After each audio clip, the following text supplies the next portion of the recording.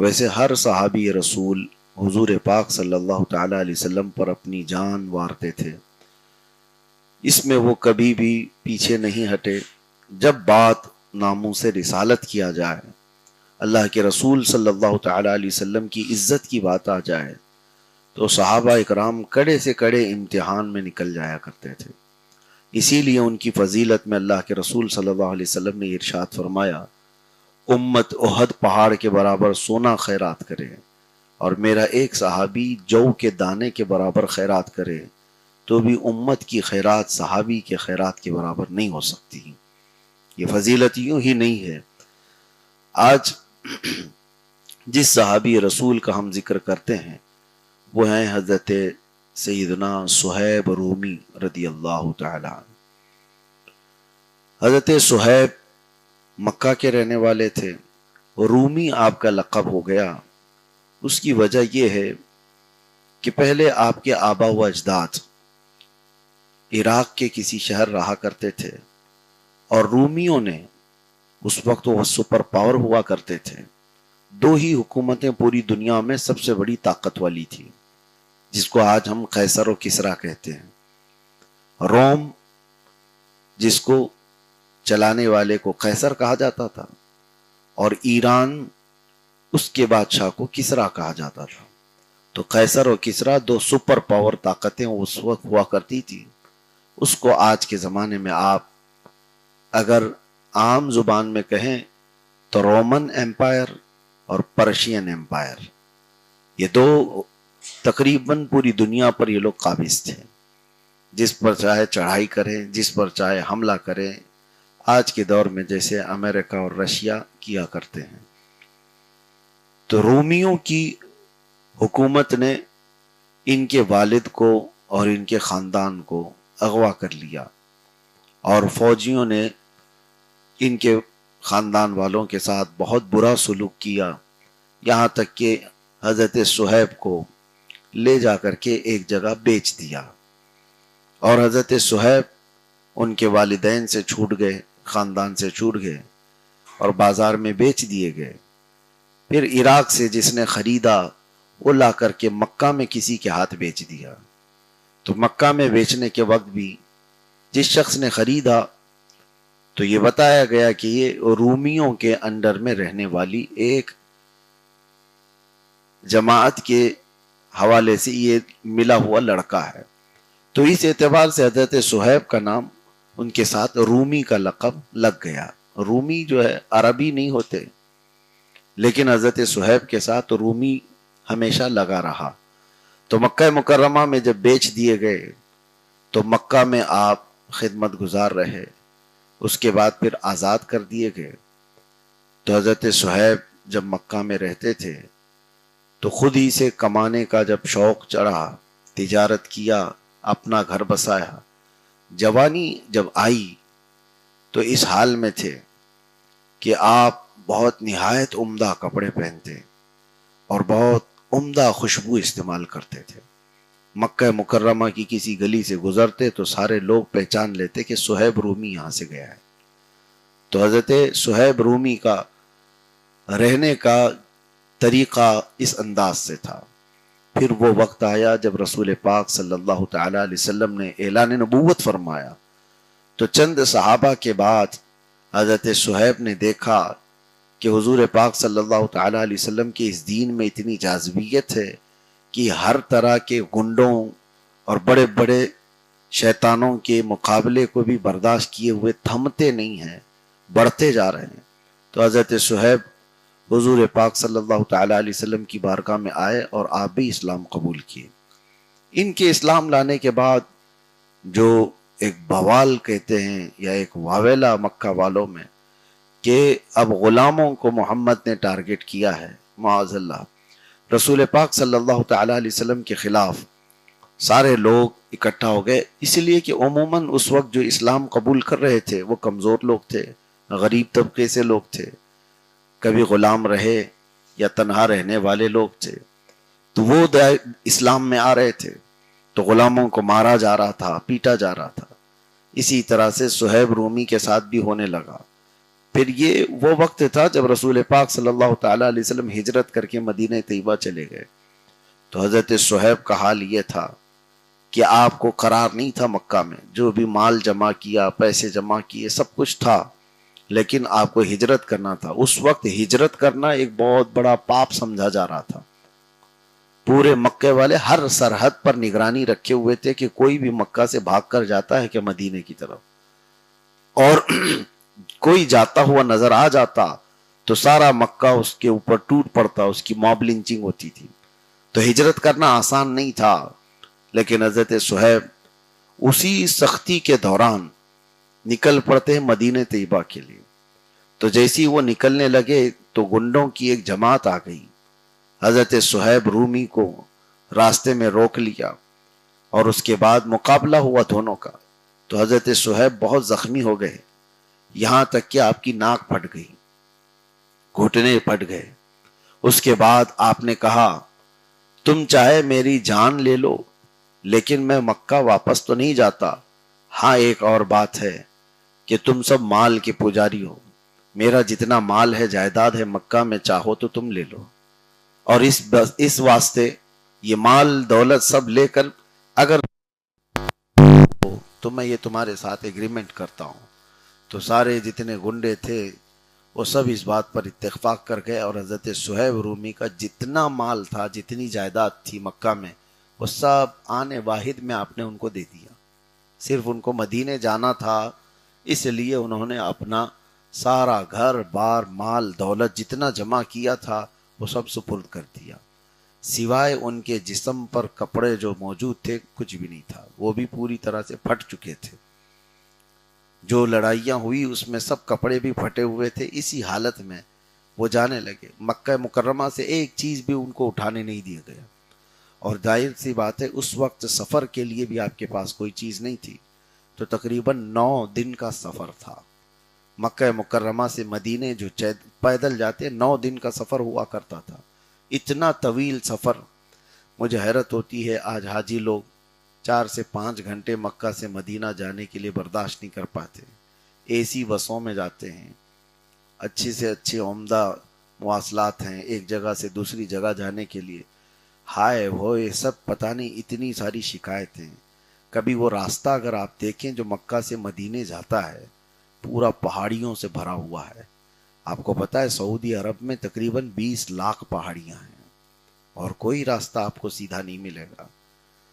ان راستوں سے وہ چل کر کے جایا کرتے تھے جو پتھر والے پہاڑ ہیں. ایسا نہیں کہ بیچ میں کوئی جنگلات ہوں، ہریالی ہو کہ آدمی کہیں بیٹھ جائے اور پھل فروٹ کھا لے. وہ سوکھے صحراؤں میں موجود پتھریلے پہاڑوں کے راستے آج دیکھ کر کے حیرت ہوتی ہے. اگر میں سچ کہہ رہا ہوں وہاں کے دوپہر کے وقت آپ کو بس میں سے 10 منٹ کے لیے اتار دیا جائے بغیر چپل کے، پورے تلووں میں آبلے پڑ جائیں گے. آج کے زمانے کی بات کر رہا ہوں. وہاں 50 ڈگری سے زیادہ کی گرمی ہوتی ہے. تو صحابہ جب اس طرح سے ہجرت کرتے تھے اور بغیر چپل کے بغیر لباس کے، کھانا پانی کچھ نہیں، اور راستہ ایسا کہ بیچ راستے میں کوئی کھانے کی چیز ملتی بھی نہیں کہ درخت ہوں تو پھل توڑ کے کھا لیں، کوئی چیز نہیں. اور ایسے کٹھن راستوں میں 430 کلومیٹر پیدل چل کر کے جانا یہ اپنے آپ میں کتنا بڑا چیلنج تھا. اور صحابہ یہ جوخم اٹھا لیتے تھے. بیچ راستے میں کئی خطرات ہوتے تھے.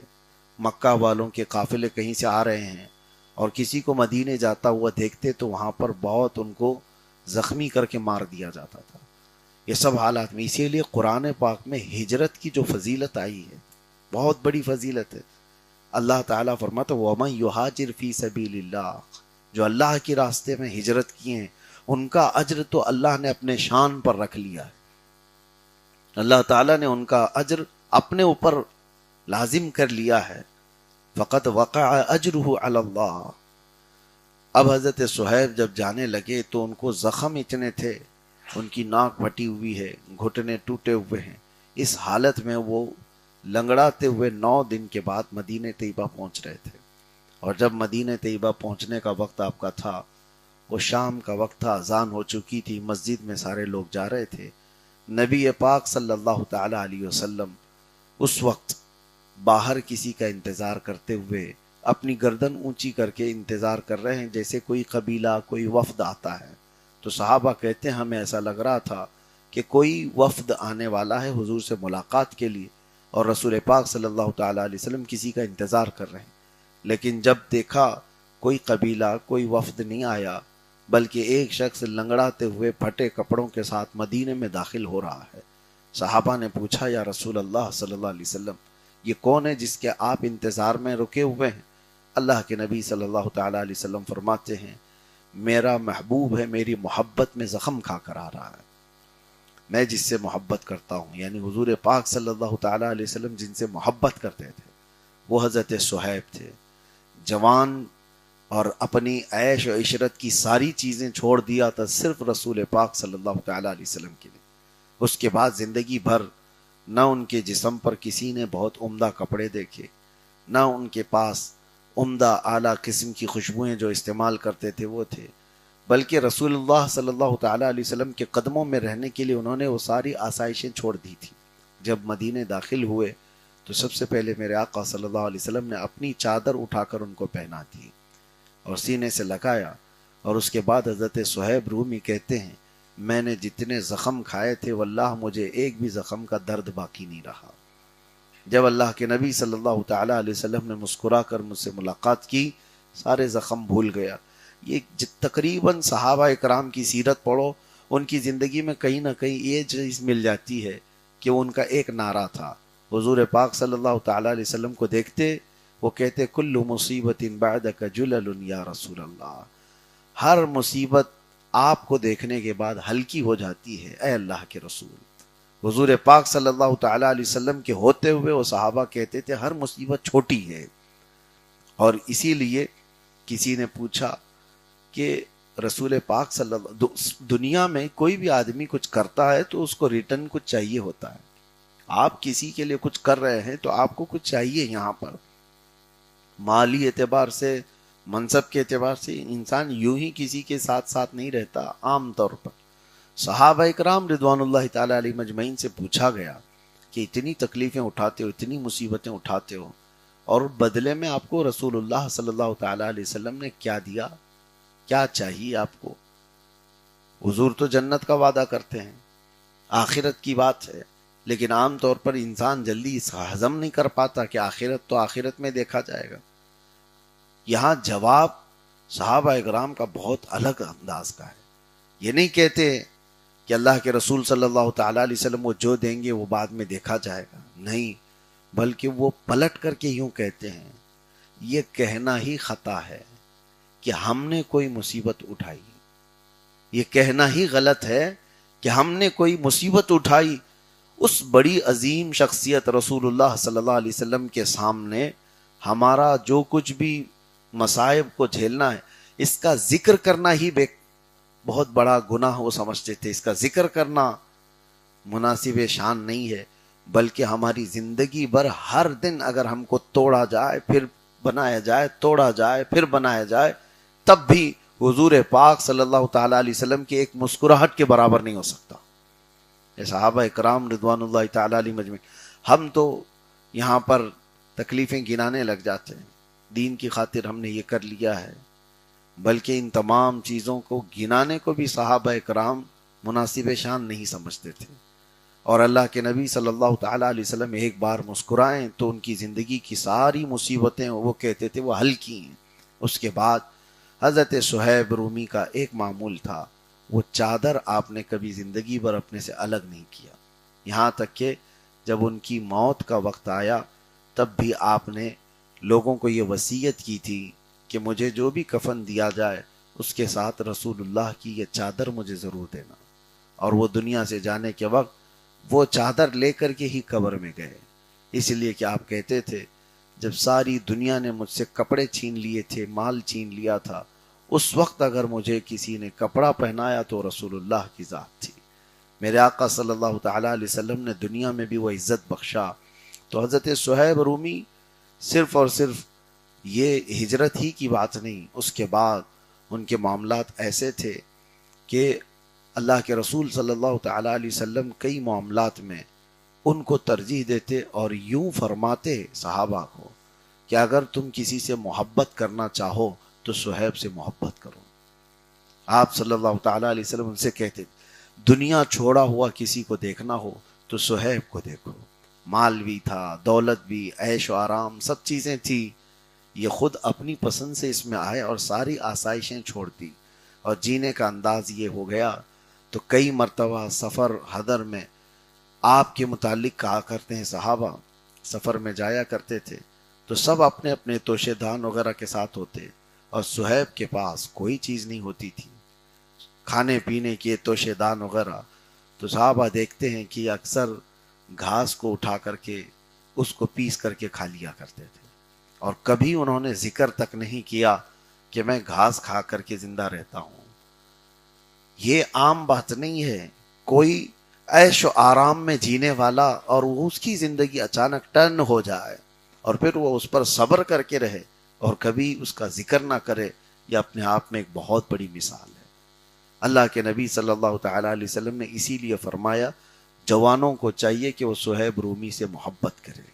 آج حضرت صہیب رومی رضی اللہ تعالیٰ عنہ کی زندگی کی ایک مختصر جھلک میں آپ کے سامنے رکھا، باقی ان کی سیرت پاک میں ہر جنگ میں حضور پاک صلی اللہ تعالیٰ علیہ وسلم کے ساتھ حاضر رہے، بلکہ بسا اوقات اللہ کے رسول صلی اللہ تعالیٰ علیہ وسلم نے ان کو پورے مدینے کا امیر بھی بنایا۔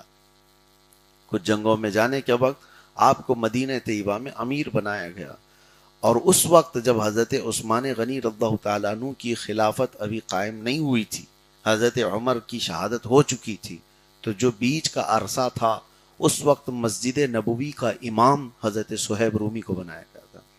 تو حضرت صہیب اس پائے کے صحابہ میں سے تھے کہ صحابہ اکرام رضوان اللہ تعالیٰ علیہ مجمعین، جبکہ بڑے جلیل القدر صحابہ موجود تھے، مولا علی کرم اللہ وجہہ الکریم شیر خدا موجود تھے، لیکن امامت کے لیے مسجد نبوی میں حضرت صہیب رومی کو پسند کیا کرتے تھے۔ تو حضرت صہیب ان کے سفر، حضر اور حضور پاک صلی اللہ تعالیٰ علیہ وسلم کی معیت میں جو رہنے کے معاملات ہیں وہ اپنے آپ میں ایک بہت بڑی مثال ہے۔ اللہ تبارک و تعالیٰ ان کی زندگی کے صدقات و برکات ہمیں عطا فرمائے۔ صحابہ کے توسل سے مولا تعالیٰ ہمیں عشق مصطفیٰ کی چند جھلکیاں عطا فرمائے۔ وآخر دعوانا الحمد للہ رب العالمین۔ السلام علیکم۔